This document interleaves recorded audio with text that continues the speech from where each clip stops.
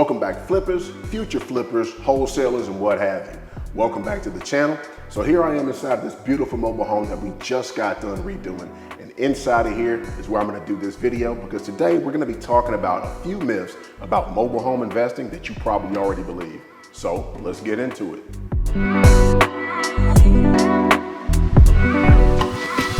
So myth number one is gonna be mobile homes require a lot of upfront cash in order to get started.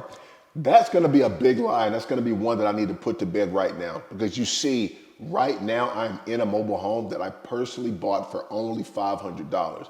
Now we put about $12,000 into this home in order to bring it to what you see right now.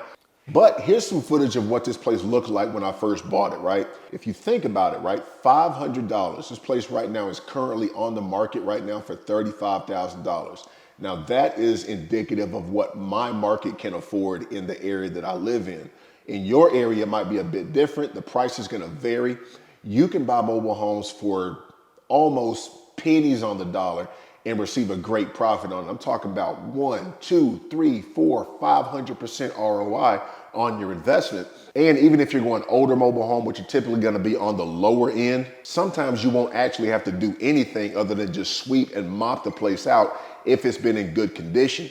Now, if you're in a state like, let's say, Florida or Virginia or even California, where I know personally there are mobile homes that are going for like 7 figures out that way. And if you don't believe me, there are some right now. You can look up mobile homes in Malibu, California, and I promise you, you will not find one that's up under 7 figures. It doesn't require a whole lot of startup capital. It does require some work ethic to get into it. It does require some savvy, factoring in your numbers and everything if you're gonna bring out of it. Because at the end of the day, a home is one of those hot commodities that people absolutely cannot deal without. Now we're ready for myth number 2, which is that mobile homes are hard to sell or rent out. Unless the mobile home that you're trying to sell is in a crime-filled shithole like this one. You're probably gonna have a hard time selling or something like that, but the benefit of mobile homes is they're mobile. So unlike traditional real estate, right, where if you got a house or something that's in a terrible neighborhood, you can move mobile homes. And a lot of the times, people who will come to see your mobile homes, they'll understand that.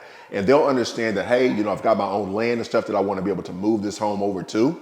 And that's not a bad thing. With a traditional house, right, you're pretty much stuck where you bought that place at. You could put this mobile home on your own land or someone else's that you have an agreement with, and you can still make money off of that home. We're talking $600, $700, $1,000 extra each month, depending on where you live at.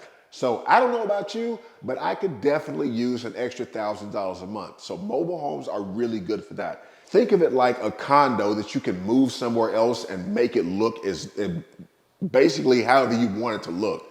So depending on the work that you put in there, you can be really getting top billing for that each month. So let's move on to the next myth. Now, another myth that we can go on ahead and tackle right now is that mobile homes are a risky business venture. Man, it is hot as balls out here. So if I'm sweating on this video right now, I apologize about that. Whew. Summertime in the South, am I right? But here's the thing. Just like any other serious investment, there's going to come with a significant amount of risk. With a significant amount of risk also could mean your gain. No risk, no gain. No risk, no reward is what they say. No pain, no gain. If you've been paying attention to the market right now, maybe you've never even thought about living in a mobile home yourself, but the thing is this right here. Prices in real estate, even apartment rentals and things like that, are going through the roof. The absolute one thing that people need out of everything that you see on TV, cars, jewelry, stuff like that, those are not things that people need. That is what we call conspicuous consumption.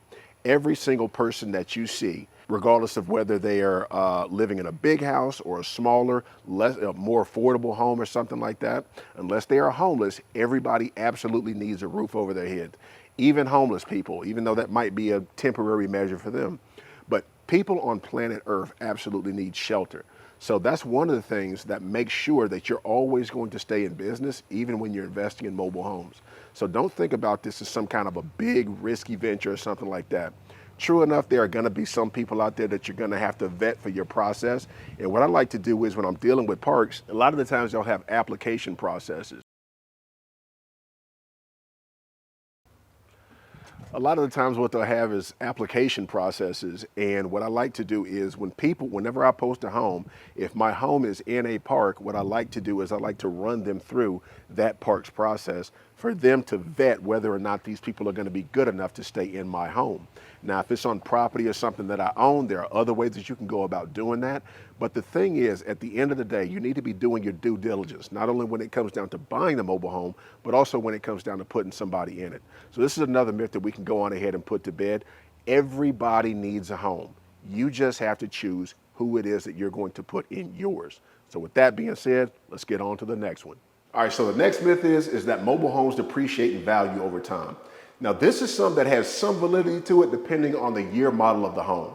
Now, you guys have seen me go into mobile homes of all varying shapes and sizes and different conditions on this channel. If you haven't, I encourage you to go over there and check that stuff out. But I've broken down mobile homes from top to bottom. And what I can say is, like from the early 90s on back, let's say like back to the 70s, they tended to make mobile homes out of cheaper stuff. We're talking about particle board and stuff like that, right? So what happens to particle board?